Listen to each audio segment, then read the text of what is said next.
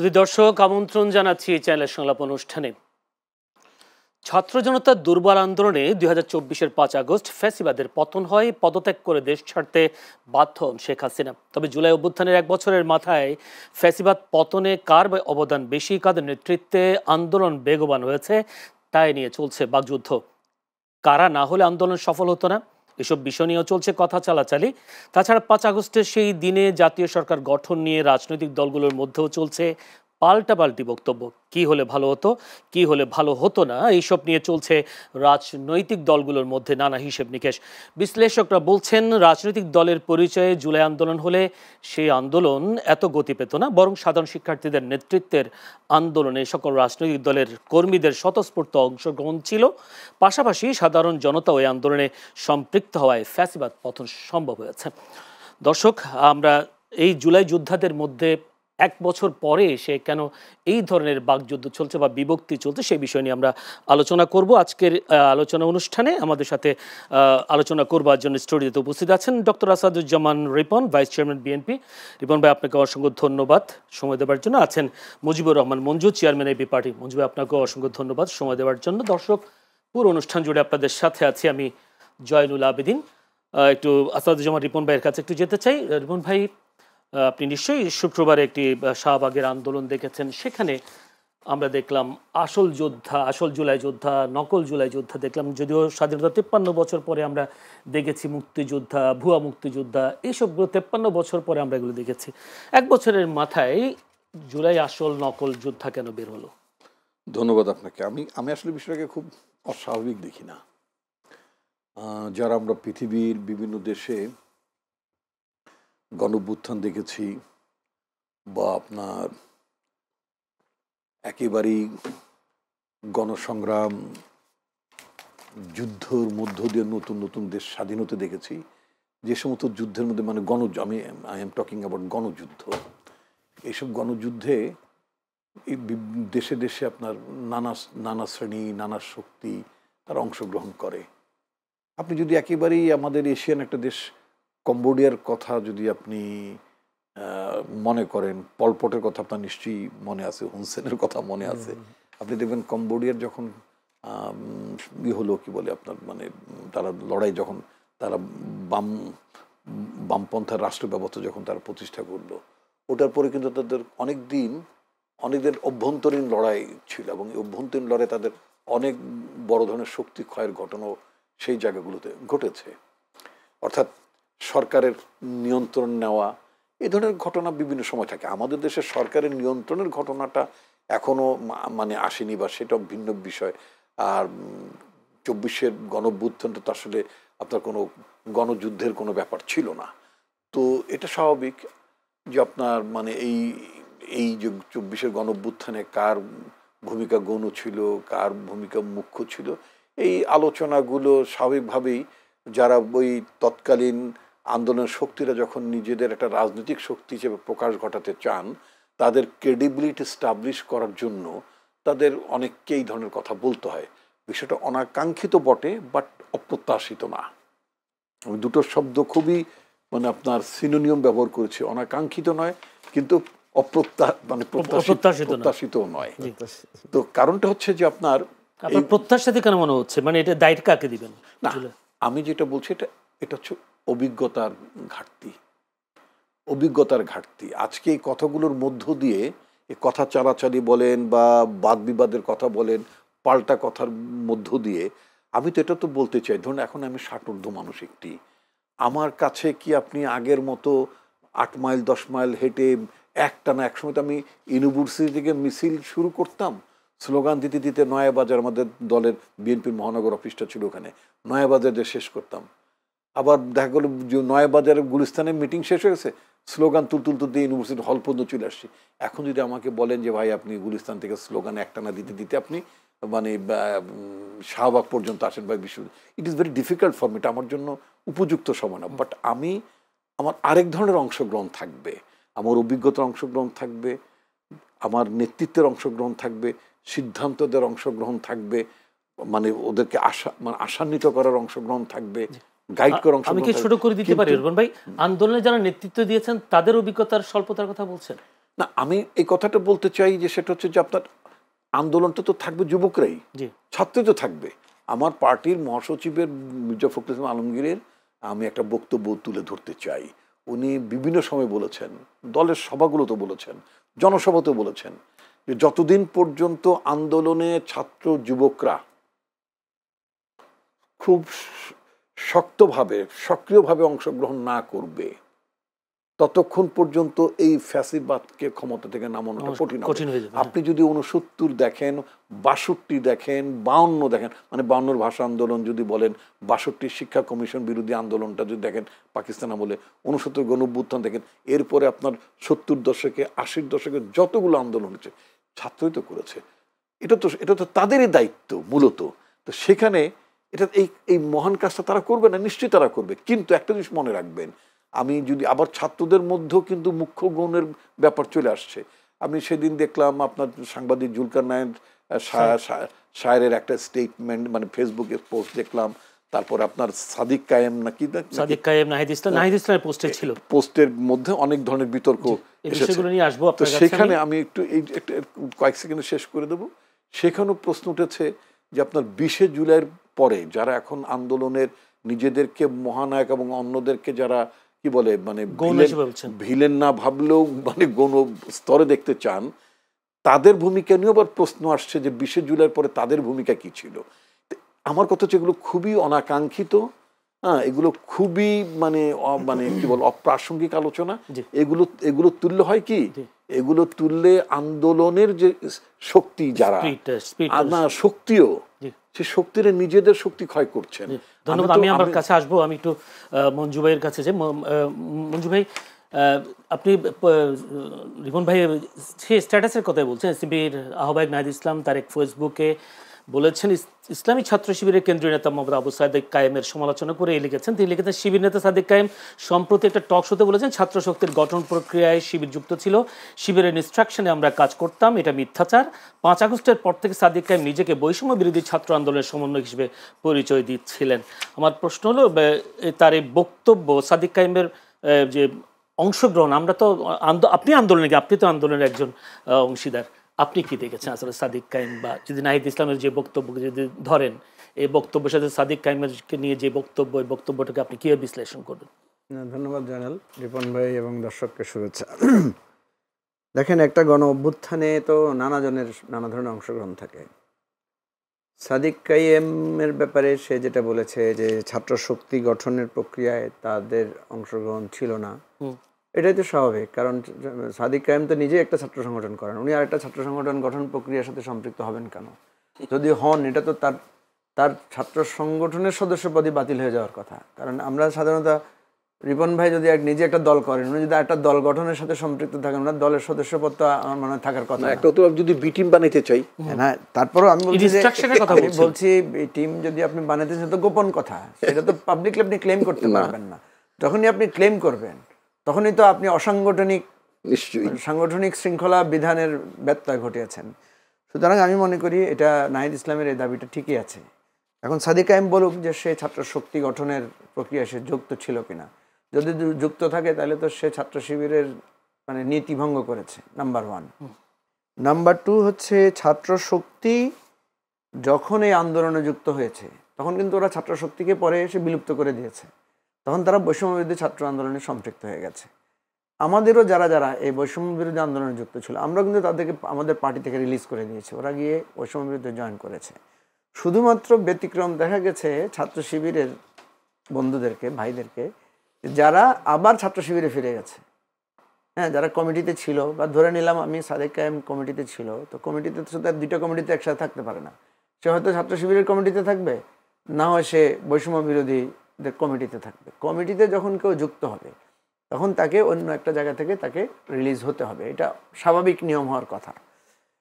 তো এখন এরপরে দেখা গেছে যদি থাকতে হয় তারা তো নিশ্চয় শর্ত দিয়েছে, সরে গেছে। আমার প্রশ্নটা সেটা না, আমার প্রশ্ন হচ্ছে যে আমরা সবাই সেখানে অবদান রেখেছিলাম কেন? আমাদেরকে কি ডেকে নিয়েছিল নাহিদ ইসলামেরা? ডেকে তো নেয় নাই।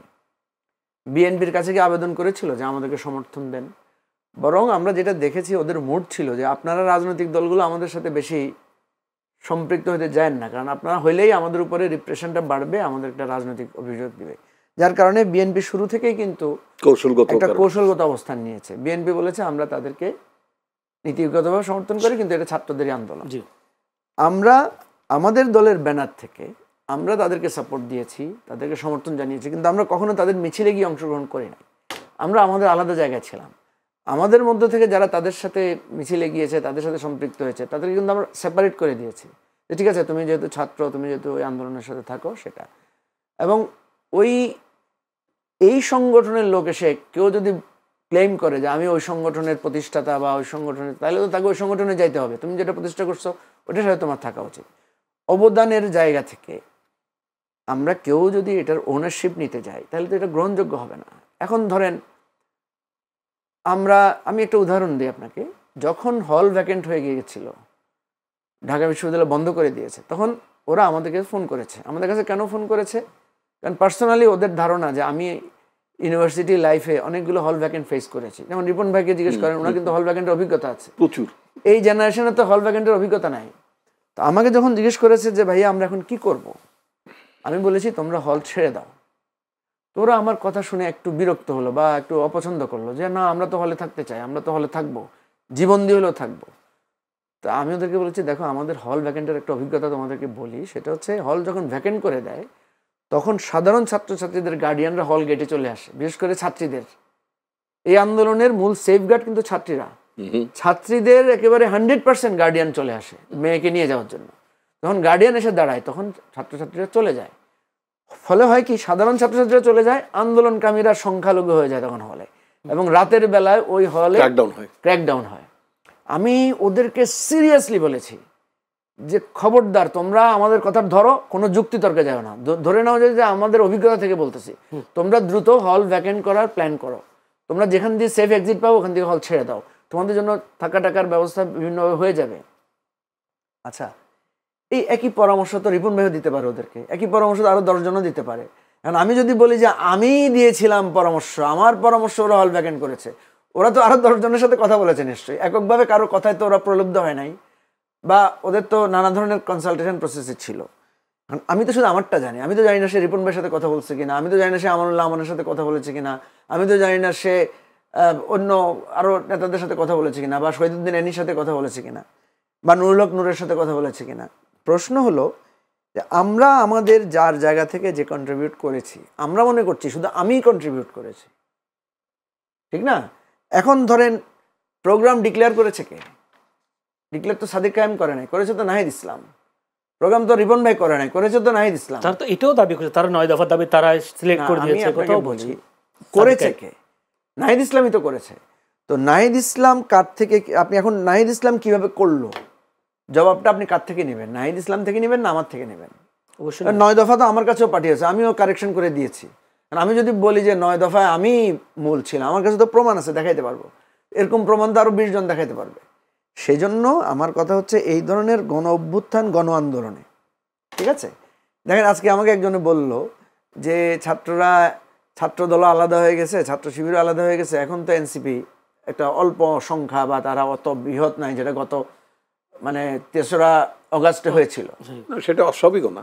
আমি বললাম যে ঠিক আছে, তো ছাত্রদল কেন গিয়েছিল, ছাত্রলীগ কেন গিয়েছিল, শিবির কেন গিয়েছিল ওদের সাথে?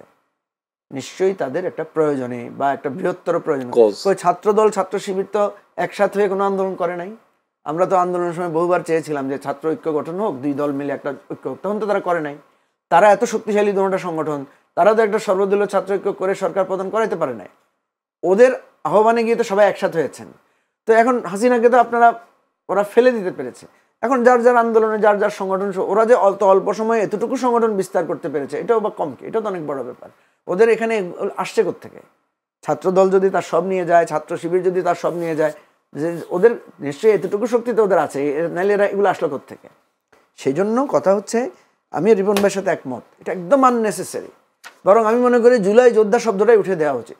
কারণ বাংলাদেশের সব মানুষ যারা প্রবাসে থেকে এই আন্দোলনকে সাপোর্ট দিয়েছে, টাকা পাঠিয়েছে রাতভর, আমি তো অক্সফোর্ডে গিয়ে দেখলাম যে সেখানে একটা টিম কাজ করেছে রীতিমতো। তো ওরা জুলাই যোদ্ধা না? ওই যে পঞ্চগড়ে বা তেঁতুলিয়ায় বা কক্সবাজারে যে আপনার এই আন্দোলনের জন্য সাপোর্ট দিয়েছে, যে রাজপথে মিছিল করেছে, ওরা জুলাই যোদ্ধা না? আপনার তো এই আন্দোলন তো শুধু এক জায়গায় হয়েছে, বিষয়টা তা না, এটা তো ছড়িয়ে পড়েছে সব জায়গায়। সুতরাং এই বিতর্কগুলোই আননেসেসারি। এবং যারা আপনার সোল এজেন্সি নিতে যায়, এটাই লস প্রজেক্ট। আপনি দেখেন বঙ্গবন্ধু শেখ মুজিবুর রহমান বাংলাদেশের মহান মুক্তিযুদ্ধের মহান নায়ক, ঠিক আছে না? কিন্তু যখন উনি একেবারে অন্য কারো অবদানকে অস্বীকার করে বসছেন, তখনই মানুষ প্রশ্ন করছে উনি তো যুদ্ধই করেন নাই, আদারস প্রশ্ন উঠতো না, উনি তো জেলখানায় ছিলেন, উনি তো জানেনও না বাংলাদেশে। উনি তো, আমরা যে বইতে পড়ি যে উনি জেল থেকে মুক্তি পেয়ে উনি ভাবছেন লন্ডন চলে যাবেন, বাংলাদেশে আসবেন তো চিন্তা করে নাই। ওনাকে যখন বলছে বাংলাদেশ স্বাধীন হয়েছে, উনি তো নাকি বিশ্বাসই করতে চান নাই। তাহলে এই কথাগুলো ওনার সম্মান নষ্ট করেছে না? কেন নষ্ট করেছে? ওনাকে তো অবিসংবাদিত নেতা হিসেবে সবাই গ্রহণ করেছিল। উনি যখন পুরাটাই খেতে চাইছেন, তখন দেখা গেছে যে ওনার আসলটাই উনি হারিয়ে ফেলেছেন। তো এই যে পরস্পর বক্তব্যগুলোকে আসলে কোনো ইন্ধন মনে হচ্ছে, কোনো ফ্যাসিবাদের ইন্ধন বা কোনো ধরনের ইন্ধন? এটা হচ্ছে এই যে কোনো গার্ডিয়ানশিপ নাই। জি, ঠিক আছে, ছাত্রদেরকে কেউ না কেউ এটা বুঝাতে হবে। এই যে যারা বলছে ওরা মাস্টার মাইন্ড, তো তোমরা এটা বুঝাও নাই কেন? তোমরা যদি মাস্টার মাইন্ড হয়ে থাকো, তোমরা ওদেরকে এতই মাস্টার মাইন্ড, এত বড় বিপ্লব করে ফেলতে পারছো তোমাদের প্ল্যানে, তো প্ল্যানের পরে কি কি করতে হবে ওইটা বুঝাও নাই কেন? জি। তো তখন এখন তাহলে বলতে পারো যে ওরা এখন আমাদের কথা শুনতেছে না। তো তোমরা কেমন মাস্টার মাইন্ড হইলা? জীবন যুদ্ধ লড়াই জীবন দেওয়ার সময় তোমাদের কথা শুনছে, আর এখন তোমাদের শুনতেছে না। তো এটাও তো একটা ফেলিওর, তাই না? ধন্যবাদ। আমি একটু যেতে চাই আবার আসাদুজ্জামান রিপন ভাই কাছে। নাহিদ ইসলামের সেই একই পোস্টে বিএনপিকে নিয়ে একটা বক্তব্য তিনি দিয়েছেন।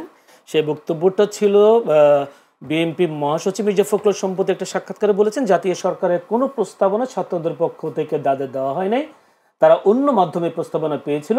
এই বক্তব্যটা সত্য নয় বলছেন নাহিদ ইসলাম। নাহিদ ইসলাম তিনি বলছেন, 5 আগস্ট রাতে প্রেস ব্রিফিংয়ে বলেছিলাম আমরা আন্তর্জাতিককালীন জাতীয় সরকার করতে চাই। সেই প্রেস ব্রিফিংয়ের পর বিএনপির ভারপ্রাপ্ত চেয়ারম্যান তারেক রহমানের সঙ্গে আমাদের ভার্চুয়ালি মিটিং হয়। সেখানে বৈষম্য বিরোধী ছাত্র আন্দোলনের পক্ষ থেকে জাতীয় সরকার ও নতুন সংবিধানের প্রস্তাব দেওয়া হয়েছিল। তারেক রহমান এই প্রস্তাবে সম্মতি হননি এবং নাগরিক সমাজের সদস্যদের নিয়ে নির্বাচনকালীন অন্তর্বর্তী সরকার গঠনের সাজেশন দেন।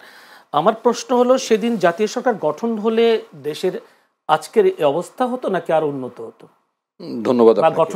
জাতীয় সরকার গঠনে বিএনপি কেন দ্বিমত ছিল? এটা কি হলে কি হতে পারতো সেটা একটা আপনার ভিন্ন ভিন্ন বক্তব্য। স্বাধীনতার পরও এই ধরনের একটা বিতর্ক মানে দীর্ঘদিন যাবৎ ছিল যে শেখ মুজিবুর রহমান যখন অথবা তাজউদ্দিন সাহেব 72 সালে পরে যখন গভর্নমেন্টটা ফর্ম করলেন in absence of Sheikh Mujib তারও কয়েকদিন পরেই আসলেন। তো তখনও কথা হচ্ছে যে মুক্তিযুদ্ধে অংশগ্রহণকারী সকল রাজনৈতিক দলগুলোকে নিয়েই একটা জাতীয় সরকার গঠন হওয়া উচিত ছিল। এই ধরনের বিতর্ক কিন্তু এখনো আছে, ইন্টেলিজেন্সিয়া একাডেমিক লেভেলে আছে। আচ্ছা, তো পরবর্তীতে দেখা গেল যে না, শেখ মুজিবুর রহমানের কনসেপ্টটা ছিল যে যারা তার 70-এর নির্বাচনে যারা এমএন এবং এমপি হিসেবে যারা ইলেক্টেড হয়েছে তাদেরকে দিয়ে তিনি গণপরিষদ করালেন এবং তাদের মধ্য থেকে তিনি সরকার গঠন করলেন। অতএব এই ধরনের বিতর্ক রাজনীতির ছাত্রদের মধ্যে বা রাজনীতির ব্যাপারে যারা আগ্রহ, আমার মনে হয় আগামী 50 বছর 100 বছরও থাকবে। যে 24-এর গণঅভ্যুত্থানের পরে ইমিডিয়েটলি একটা ন্যাশনাল গভর্নমেন্ট হওয়া তা কি দেশকে অনেক বিপদ থেকে মুক্ত করতে পারতো, অথবা যে বিতর্কগুলো এখন উঠছে সেই বিতর্কগুলো কি আপনার চাপা পড়ে যেত, অথবা করলে আরো কোনো নতুন করে কোনো বিপদ হতো কি না, এগুলো it's a $1 million question, this is academic. আচ্ছা, আমি ওটার বিষয়ে যাব না। আমি যেটা আমার পার্টির স্ট্যান্ডের কথা যেটা আমরা বলি, আপনি জাতীয় সরকার কথা তো মাঝে মধ্যেই ওঠে। Yes, we are very much in favour of জাতীয় সরকার। আমাদের পার্টি জাতীয় সরকারের ব্যাপারটা সক্রিয়ভাবে ভাবে এবং একটা ন্যাশনালি কমিটমেন্ট আছে। এবং তারেক রহমান সাহেব আমাদের পার্টির ভারপ্রাপ্ত চেয়ারম্যান এবং যিনি আমাদের প্রকৃতপক্ষে যিনি আমাদের ভার্চুয়ালি তিনি আমাদের এখন নেতৃত্ব দিচ্ছেন, তিনি কিন্তু একটা কথা বলেছেন যে ওয়েল, আমরা তো একটা ন্যাশনাল গভর্নমেন্ট ফর্ম করব, বাট আফটার ইলেকশন আমরা নির্বাচিত সরকার হওয়ার পরে জনগণের বৈধ প্রতিনিধিত্ব নিয়ে আমরা একটা জাতীয় সরকার গঠন করব। আন্দোলনের সকল শক্তিগুলোকে আমরা সেই সরকারে আমরা অ্যাকোমোডেট করতে চাই। 5 আগস্ট পেয়েছিল কিনা বিএনপি?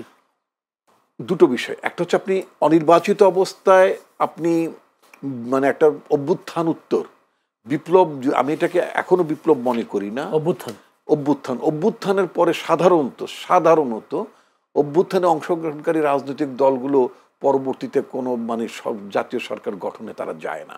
পৃথিবীতে অ্যাটলিস্ট 26টা দেশে আপনার এই গণ অভ্যুত্থান অথবা সরকার সরকারের পতন ঘটেছে, একটা আপনার মানে কি বলে মানে একটা অসহিষ্ণু পরিস্থিতির মধ্য দিয়ে পতন হয়েছে। সেগুলোর মধ্যে যেই সমস্ত দেশগুলো ইমিডিয়েটলি এটা কয়েকদিন আগে একটা গবেষণা এলো, যে সমস্ত দেশগুলো ইমিডিয়েটলি নির্বাচনের দিকে গিয়েছে, ইনক্লুডিং একেবারে অতি সম্প্রতি আমাদের পাশের দেশের শ্রীলঙ্কার কথা যদি আমরা ধরি, দেখবেন শ্রীলঙ্কা কিন্তু এখন আর স্ট্যাবিলিটির কোনো কোশ্চেন নাই। ওখানকার মানুষ একটা বামপন্থা সরকারকে কিন্তু বেছে নিয়েছে, একেবারে পিওর একটা বামপন্থা সরকারকে বেছে নিয়েছে। ওখানে রাইট উইং ছিল, অন্যরা ছিল, কিন্তু একটা বামপন্থা সরকারকে বেছে নিয়েছে। এটা নিয়ে ওখানকার জনগণের কোনো সংকট নাই।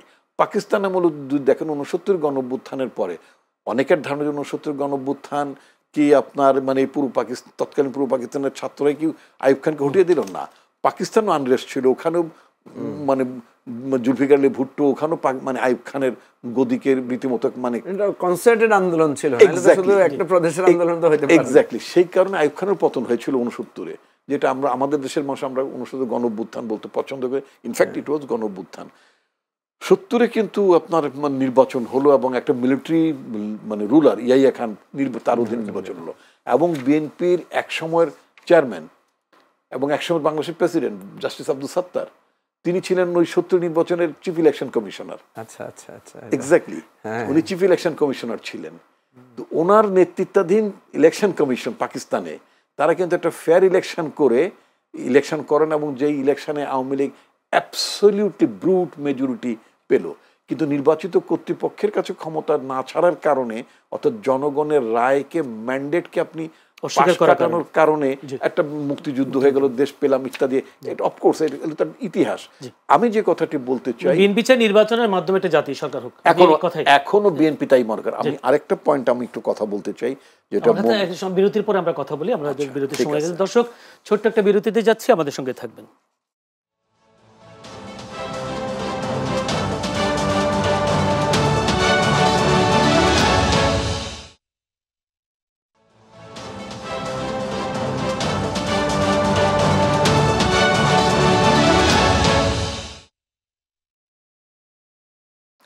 দর্শক আবারও আমন্ত্রণ চ্যানেলের সংলাপ অনুষ্ঠানে। আলোচনা করছেন doctor Asaduzzaman Ripon, vice chairman BNP, আছেন মুজিবুর রহমান মঞ্জু, চেয়ারম্যান এবি পার্টি। বিষয় ছিল জুলাই যোদ্ধাদের মধ্যে কেন বিভক্তি, এই বিষয় নিয়ে আলোচনা হচ্ছে সমসাময়িক বিষয় নিয়ে। আমি একটু বিরতির পর আবার মঞ্জু ভাইয়ের কাছে একটু যেতে চাই। মঞ্জু ভাই, আজকে বাংলাদেশকে অস্থিতিশীল করার নানা চেষ্টা চলছে বলে মন্তব্য করেছেন বিএনপির মহাসচিব মির্জা ফখরুল ইসলাম আলমগীর। তিনি বলেছেন, ভারতে বসে নানান হুমকি দিচ্ছে ফ্যাসিস্ট শেখ হাসিনা, কোনোদিনও ফ্যাসিস্ট শেখ হাসিনাকে দেশে রাজনীতি করার সুযোগ না দেওয়ার শপথ নিতে হবে। এটা একটা বক্তব্য। আর দ্বিতীয় বক্তব্য হচ্ছে আপনার, বাংলাদেশে যারা ক্ষমতাবান হচ্ছে তারাই স্বৈরাচারী হয়ে যাচ্ছে এবং অল্প সময়ের মধ্যে তাদের গ্রহণযোগ্যতা কমে যাচ্ছে। জুলাই অভ্যুত্থানের মাত্র 1 বছরের ব্যবধানে অনেকে আওয়ামী লীগের চরিত্র ধারণ করছেন। তিনি বলেন, রক্তের স্রোতের উপর দিয়ে যে মুক্তি আমরা অর্জন করেছি, সেই বাংলাদেশে আওয়ামী লীগের সন্ত্রাসবাদী রাজনীতি আর ফিরবে না। কিন্তু দুঃখজনকভাবে আমরা দেখছি ক্ষমতায় যাওয়ার জন্য দ্রুত আওয়ামী লীগের ফ্যাসিবাদী চরিত্রে নিজেদের মধ্যে ফিরিয়ে আনার প্রতিযোগিতা লিপ্ত হয়েছে কয়েকটি রাজনৈতিক দল। তাহলে বিএনপির মির্জা ফখরুল ইসলাম আলমগীরের বক্তব্য আর আপনার বক্তব্য কিছুটা যদি আপনি বলতেন, যে খোলাসা করে আসলে কারা। আচ্ছা, তার আগে আমি একটু ছোট্ট করে বলি, সেটা হচ্ছে নাহিদ ইসলামের যে বক্তব্য আপনি বলেছেন যে মির্জা ফখরুল সাহেবের সাথে যে একটা কথার গ্যাপ, এটা আসলে আমি যেটা জানি আর কি, সেটা হচ্ছে যে নাহিদ ইসলামদের জনাব তারেক রহমানের সাথে একটা আলাদা কমিউনিকেশন ছিল, আর মির্জা ফখরুলের সাথে একটা আলাদা কমিউনিকেশন ছিল। কারণ তখন তো আপনাকে বুঝতে হবে সময়টা তো খুবই টাফ সময়, ঠিক আছে, ইন্টারনেট বন্ধ, ফিজিক্যাল কমিউনিকেশন করা যাচ্ছে না। তো ওই তারেক রহমানের সাথে ওদের যে কনভারসেশন, সেখানে নাহিদ ইসলাম যেটা বলেছেন, উনি প্রস্তাবটা দিয়েছেন। আরেকটা বিষয় হচ্ছে, তারেক রহমান তো দলের নীতিগত সিদ্ধান্ত তো একা নিতে পারেন না, ওনাকেও তো এক ধরনের মানে ওনার টিমের সাথে বসতে হয়। ইভেন সেনাবাহিনী যখন রাজনৈতিক দলগুলোকে, এইটা বোঝা যায় না তারেক রহমানের সাথে আলাপ হয়েছে, কিন্তু তিনি তার দলের নেতা, কেন্দ্রীয় নেতাদের বলেননি বিষয়টা। না, বিষয়টা হয়তো অন্যরকম। কারণ একটা হচ্ছে তখন কমিউনিকেশন সবার সাথে তো ব্রেক হয়ে গেছে, 1 নম্বর। 2 নম্বর হচ্ছে তারেক রহমান যেটা নীতিগতভাবে একমত হতে পারেন নাই। কারণ আপনি দেখেন, আপনি যদি এখনো বলেন যে আচ্ছা ঠিক আছে আমরা একটা জাতীয় সরকার করব, জাতীয় সরকার এইভাবে করা তো কঠিন, কে ডিসিশন দিবে? এখন এখান থেকে বিএনপির কজন থাকবে, জামাতের কজন থাকবে, এনসিপির কজন থাকবে, এনসিপির কজন থাকলে আরেকরা বললে আমাদের নাই কেন, এদের নিবন্ধন আছে, এদের নিবন্ধন নাই, নানা রকমের প্রশ্ন উঠবে। সুতরাং মুখে এখন যারা বলছেন জাতীয় সরকার করলে ভালো হতো, এবং সত্যিকার অর্থে যদি আমরা একটা জাতীয় সরকার করতামও, আমার নিজেরও মত হচ্ছে জাতীয় সরকার করলে হয়তো ভালো হতো, কিন্তু আসলে এখন দেখা যেত যে এখন আরও বড় ধরনের বিভেদ হইতো। এখন তো আমরা একজনকে ডক্টর ইউনূসকে উদ্দেশ্য করে নানা আইডিয়ালি যে চিন্তা করেন যে জাতীয় সরকার গঠন করলেন এবং 1 বছরের মাথায় বা 6 মাসের মাথায় আপনি জাতীয় সরকার থেকে বের হয়ে আসলেন, ভেঙে গেল, পরিস্থিতি আরো কেমন, ওটা তো আরো খারাপ হবে। তো সেই জন্য আমি বলছি এগুলো এখন আলোচনা হতে পারে, কিন্তু এগুলো নিয়ে কাদা ছোড়াছুড়ি করা, ভুল বোঝাবুঝি করার কোনো সুযোগ নেই। এখনো একটা শক্ত দাবি আছে যে এখন জাতীয় সরকার হোক। এখন জাতীয় সরকার, আমরা তো মানে ঐকমত্য কমিশনে কাজ করে দেখেছি যে ঐকমত্য হওয়া কত কঠিন। এনিওয়ে, আমি আপনার কথায় যে কথাটা বলেছি যে ষড়যন্ত্র হচ্ছে কিনা, প্রথম কথা হচ্ছে ষড়যন্ত্র তো হবেই। আপনার শত্রু আপনার বিরুদ্ধে ষড়যন্ত্র করবে না? আমি তো, শত্রু কিন্তু ষড়যন্ত্র আকারে করে না, সে মনে করে এটা আমার দায়িত্ব। ধরেন আমি আর রিপন ভাই ইলেকশন করছি, আমি মনে করি যে রিপন ভাইকে ডিসক্রেডিট করা এটা আমার দায়িত্ব, কারণ আপনাকে ডিসক্রেডিট করতে পারলেই তো আমার ভোট বাড়বে। এটাই তো আমাদের সাধারণ মনস্তত্ত্ব। আর রিপন ভাই চিন্তা করবে যে আমার যত ত্রুটি বিচ্যুতি আছে সেগুলো যদি উনি আকার ইঙ্গিতে ভোটারদের কাছে বলতে পারে, সেটা দায়িত্ব, তাই না? তো এখন আমি বলতে পারি রিপন ভাই আমার বিরুদ্ধে ষড়যন্ত্রমূলকভাবে অপপ্রচার চালাচ্ছে, রিপন ভাই বলতে পারে মঞ্জু আমার বিরুদ্ধে এই ধরনের কথা বলছে, ছোট ভাই বলতে পারে। বাস্তবতা হলো ইন্ডিয়া আপনার বিরুদ্ধে ষড়যন্ত্র করবে, আওয়ামী লীগ আপনার বিরুদ্ধে ষড়যন্ত্র করবে, এটা একেবারে আপনি চোখ বন্ধ করে ধরে নিতে পারেন। প্রশ্ন হচ্ছে ষড়যন্ত্র কিভাবে করতে পারে। এখন একটা ষড়যন্ত্র হচ্ছে কি করবে, আমাদেরকে বিভেদ তৈরি করতে পারে। তো বিভেদ তো আমরা নিজেরাই তৈরি করতেছি, এটাতে ষড়যন্ত্রের উপর দায় দিচ্ছে কেন? অথবা সেটা বাস্তবায়ন হয়ে গেছে। হ্যাঁ, বাস্তবায়ন হয়ে যাচ্ছে, আমরা নিজেরাই তো বিভেদ তৈরি করতেছি। আমরা যেখানে নিঃশর্তভাবে, আমি এই কথা নিয়ে যথেষ্ট আর্গুমেন্ট করেছি দুই পক্ষকেই, ছাত্রদেরকে বলেছি তোমরা তারেক রহমানের সাথে কথা বলছো না, ফোন করছো না, যোগাযোগ করছো তো সো হোয়াট, এখন করো না কেন? এখন তোমরা ওনার পরামর্শ নাও না কেন? এখন মির্জা ফখরুল ইসলাম আলমগীরের পরামর্শ নাও না কেন? নাম্বার 1। আবার আমি বিএনপি নেতাদেরকে বলেছি যে ওরা তো কিছুই জানে না, ছোটোখাটো মানুষ তো, ওরা যখন বলছে ঢাকা ব্লকেড, আপনারা সাপোর্ট দিয়েছেন না? ওরা যখন বলেছে ঢাকা মার্চ, আপনারা কি ওদেরকে বুদ্ধি দিয়েছেন ঢাকা মার্চ করো না? বলেন নাই তো। বরং সর্বোচ্চ মানে বিএনপি তো তার নেতাকর্মীদেরকে ব্যবহার মানে ফ্রি দিয়েছে, এখতিয়ার দিয়েছে। জামাত তো বলেছে তার দলের পরিচয় মুছে দিয়ে হলেও সে সেটার সাথে একেবারে সর্বাত্মকভাবে জয়েন করেছে। তো এখন আপনারা করছেন না কেন? এখন আপনারা নিশ্চয়ই কোনো স্বার্থগত কোনো দায়বোধ কিছু থেকে সরে যাচ্ছেন। তো ষড়যন্ত্রকে দায়ী করছেন কেন? ষড়যন্ত্র তো দায়ী না আপনাদের এই বিভেদের জন্য, আপনারা নিজেরাই দায়ী। এবং আপনারা চাইলে কিন্তু আপনাদের দিকে আবার ভালো, ওই দিক দিয়ে গালাগালিও করেন, ওদিকে আবার হসপিটালে যায় সবাই সাথে শরীর ভাব দেখাচ্ছেন। আজকে দেখলাম যে বিএনপি ফুল নিয়ে গিয়ে জামাতের আমিরকে দিচ্ছে, তাই না? আবার কিছুদিন আগে দেখলাম যে বিএনপি স্লোগান দিচ্ছে যে জামাত করবে না ইত্যাদি। তো এখন কথা হচ্ছে যে এই বিভেদটা আমাদের এই অস্থিতিশীলতার জন্য অন্যতম কারণ। আমরা যদি অস্থিতিশীলতা না চাই তাহলে আমরা বলবো যে ঠিক আছে, আমাদের মধ্যে মতাদর্শিক বিরোধ আছে, কিন্তু আমাদের রাষ্ট্র গঠন প্রশ্নে, বিচার প্রশ্নে, সংস্কার প্রশ্নে এবং একটা সুষ্ঠু নির্বাচন প্রশ্নে, এটা তো আমাদের সবার একাত্ম থাকা তো দরকার। একাত্ম তো ছিলাম আমরা, কেয়ারটেকার সরকারের অধীনের দাবিতে সবাই মিলে আন্দোলন করেছে না? করেছে তো। সুতরাং আমি যেটা মনে করি যে এই জায়গায় শুধু ষড়যন্ত্রকে দোষ দিয়ে লাভ নাই, বরং ষড়যন্ত্র হবে, আরও কি ষড়যন্ত্র হতে পারে আপনি সেটা নিয়ে গবেষণা করেন, প্রয়োজনটা সেল খোলেন যে কোন কোন পথে আওয়ামী লীগ ষড়যন্ত্র করবে। আপনাকে আমি লিখে রাখেন, আপনি সামনের নির্বাচনে আওয়ামী লীগ আমাদের জন্য বড় থ্রেট। আওয়ামী লীগ যেহেতু নিষিদ্ধ, আওয়ামী লীগ যেহেতু ইলেকশন করতে পারবে না, ওকে চুপ করে বসে থাকবে? সে দেখবেন বিএনপিতে লোক ঢুকাবে, জামাতে লোক ঢুকাবে, সে প্রার্থী দেওয়ার চেষ্টা করবে, বিভিন্ন দলের মধ্যে দিয়ে করতে চাইবে। ইভেন যেটা আমরা একটু আঁচ দেখেছি, ওই যে উত্তরার ঘটনায় আমরা দেখেছি, হঠাৎ করে সচিবালয় ভেঙে ছাত্ররা ঢুকে যাচ্ছে, হঠাৎ করে মাইলস্টোন স্কুলের ছাত্র বলে কোত্থেকে আসছে সে নিজের পরিচয় দিতে পারছে না, আসছে না? এটা তো অহরহ হবে। গোপালগঞ্জে বাইরে থেকে লোক গিয়ে 3-4 দিন ধরে থেকে যুদ্ধের প্রস্তুতি নিয়েছে না, এটা তো করবেই। সুতরাং আপনার গোয়েন্দা ব্যর্থতার কথা আপনি বলবেন না, আপনি মাইলস্টোন কলেজের সঠিক ব্যবস্থা নিতে পারবেন না, আর সব কিছু বলবেন যে ষড়যন্ত্র। ধরে নেন ষড়যন্ত্র হবে, ধরে নেন ইলেকশন বাতিল করার ষড়যন্ত্র হবে, ধরে নেন আমাদেরকে বিভেদ করার ষড়যন্ত্র হবে, ধরে নেন আমাদের মধ্যে আরো ধরনের, ধরে নিয়েই এর রিমেডি আপনি তৈরি করেন, খালি ষড়যন্ত্র বলে। সেক্ষেত্রে আরেকটা বক্তব্য আপনার ভাইরাল হয়েছে, আমি ইউটিউবে দেখেছি, সেটা হচ্ছে ঐকমত্য কমিশনের একটা বৈঠকে সম্ভবত নিশ্চয়ই বলেছেন, ঐকমত্য কমিশনের দলগুলো যে বিভেদ বা মতানৈক্য, সেই মতানৈক্যের কারণে ভবিষ্যতে আরেকটা গণ অভ্যুত্থান হওয়ার সম্ভাবনার দিকে এগিয়ে যাচ্ছে, এরকম একটা কথা নিশ্চয়ই। হ্যাঁ, আমি এটা বলেছি, এটা আমি দৃঢ়ভাবে বিশ্বাস করি। কেন বিশ্বাস করি আমি আপনাকে বলি। আজকে সকালে যখন আমরা ধানমন্ডি লেকের পাশ দিয়ে হাঁটছিলাম, তো আমরা বেশ কয়েকজন বন্ধু ছিলাম সেখানে, আমি দেখলাম দেয়ালে অনেকগুলো কথা লেখা, খুবই বোধ থেকে লেখা। তা আমি আমার পাশে যিনি ছিলেন উনি একটা দূতাবাসে চাকরি করেন, ওনাকে আমি বললাম যে আচ্ছা এই লেখাগুলো যারা লিখেছে এরা কোথায় এখন? এবং খুব গভীর কথা লিখেছে, যে দেশ নিয়ে তারা নানা ভাবনা লিখেছে। না কোনো লেখাটা সুন্দর, কোনোটা ফ্রি হ্যান্ডের লেখা, কোনোটা মানে খুব সুন্দর, এই ধরনের। আমি বললাম যে এই যে যারা লিখেছে এটা কি কোনো একটা আবেগ থেকে লিখেছে, যে একটা লিখি সবাই লিখতেছে আমিও লিখলাম, নাকি আসলে সে বোধ থেকে লিখেছে?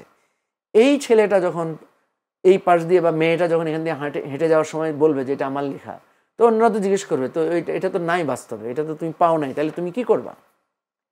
আমি যেটা বলছি যে এই যে লক্ষ লক্ষ ছাত্রছাত্রীরা দেয়ালে দেয়ালে বিভিন্ন কথা লিখেছে, লক্ষ লক্ষ ছাত্রছাত্রীরা নেমে এসেছিল 5ই অগাস্টে, এরা কারা?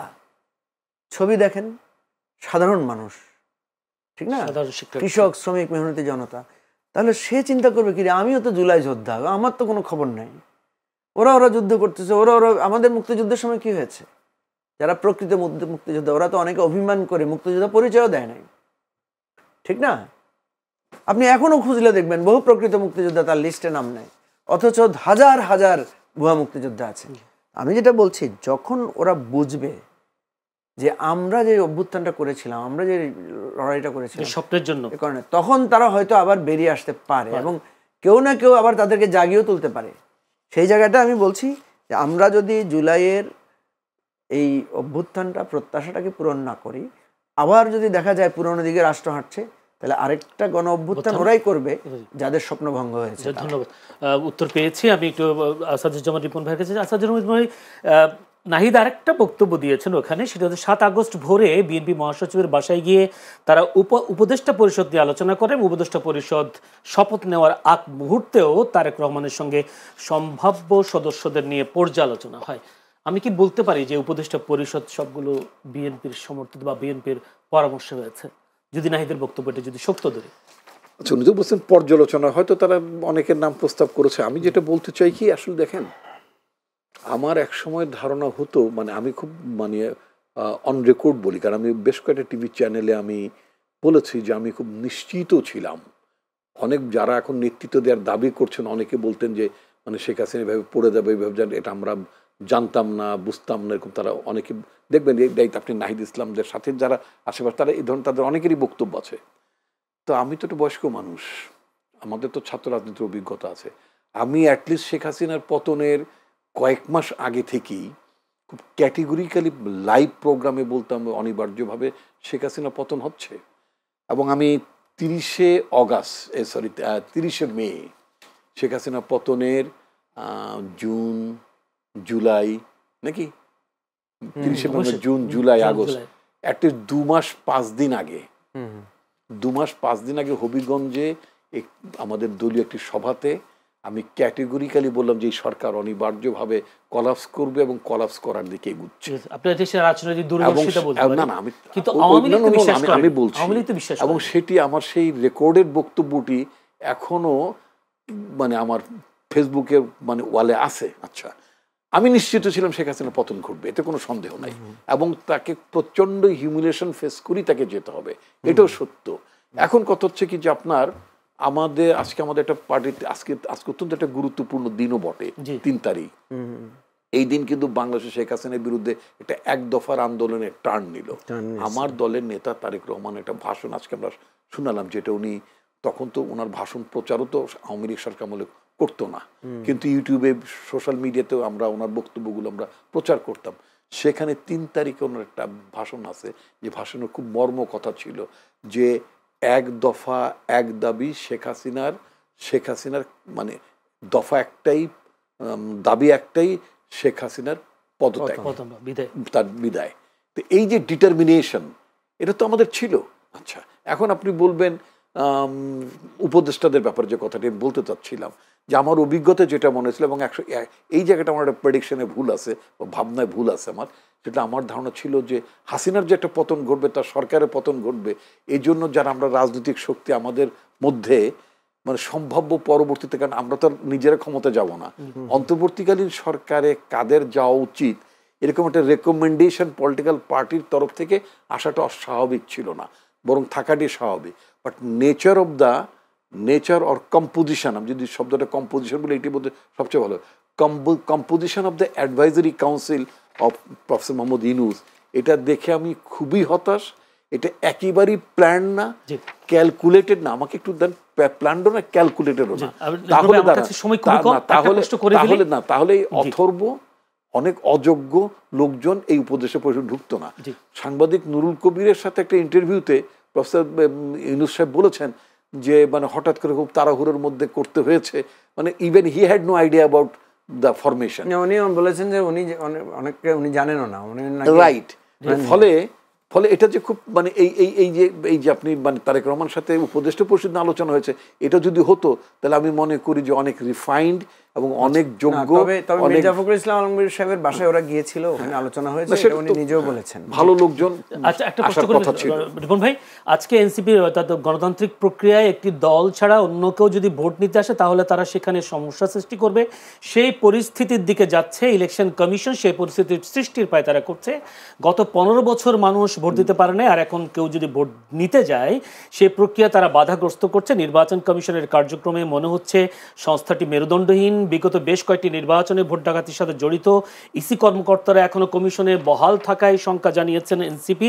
একই সাথে এসব নিয়ে ইসিকে সংশোধন হতে সুযোগ দিচ্ছেন তারা, এমন মন্তব্য করেছেন এনসিপির মুখ্য সমন্বয়ক নাসিরউদ্দিন পাটোয়ারি।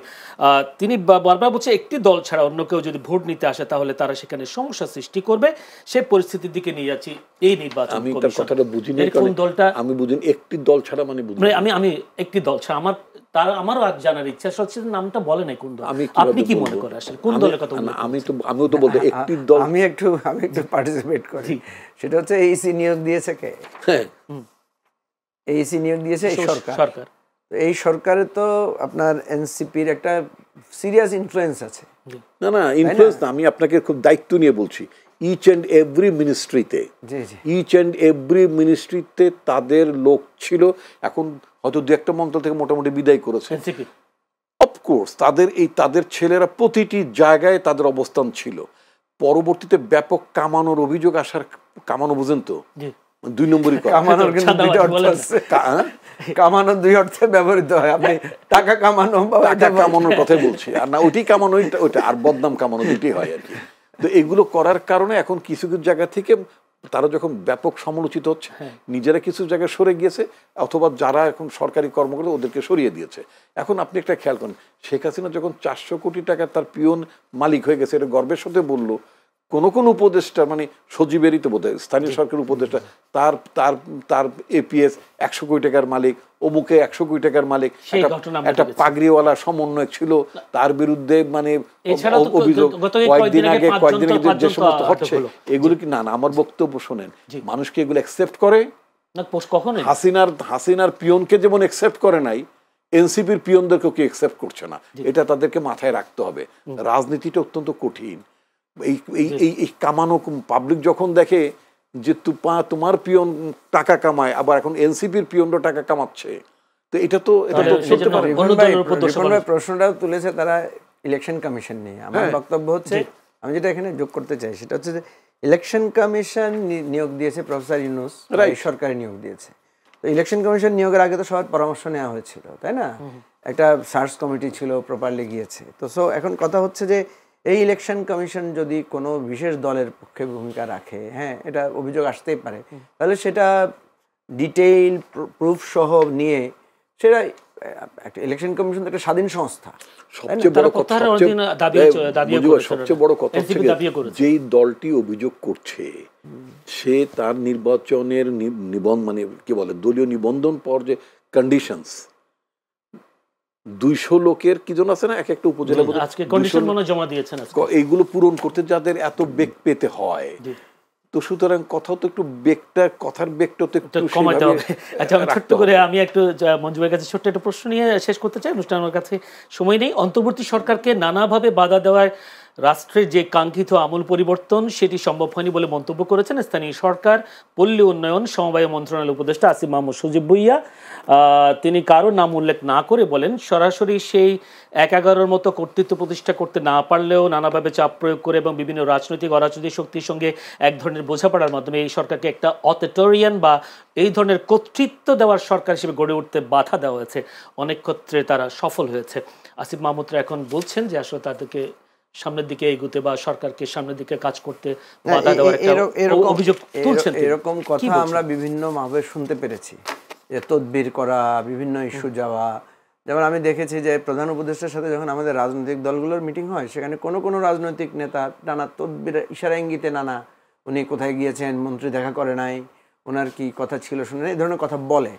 এটা আছে, এই প্রবণতাটা আছে কারো কারো। আমাকে একজন উপদেষ্টা তো বলেছেন যে ভাই আপনারা বলেন রাজনৈতিক দলগুলোর সাথে আমরা কথা বলি না, তো ওনারা তো গিয়ে আমাদেরকে কোনো রাষ্ট্রীয় নীতির কথা বলে না, কোনো একটা সংস্কারমূলক বা এটা করা, ওনারা যায় হচ্ছে তদবির করার জন্য, এটা না সেটা ইত্যাদি ইত্যাদি।